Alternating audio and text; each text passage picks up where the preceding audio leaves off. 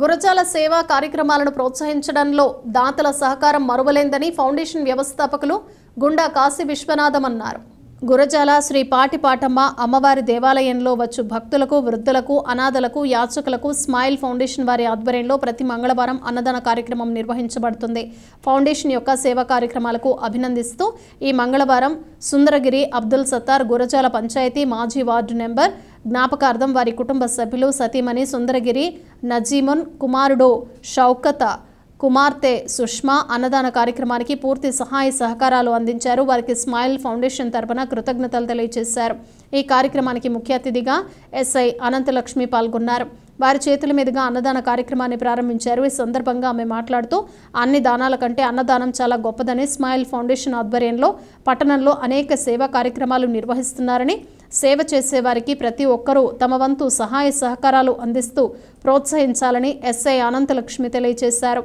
ఈ కార్యక్రమంలో తెలుగుదేశం పార్టీ పట్టణ అధ్యక్షులు అడప శ్రీనివాసరావు, కౌన్సిలర్ నేలవల్లి బొల్లయ్య, తెలుగుదేశం పార్టీ నాయకులు శరమాల హనుమంతరావు, చింతకాయల పేతూరు, కండే శివపార్వతి, నాగలక్ష్మి, జ్యోతి, శాంతి, దుర్గా, స్మైల్ ఫౌండేషన్ ఉపాధ్యక్షులు బండి రవి, స్మైల్ ఫౌండేషన్ సభ్యులు కనకం హనుమంతరావు మరియు కుటుంబ సభ్యులు పాల్గొన్నారు.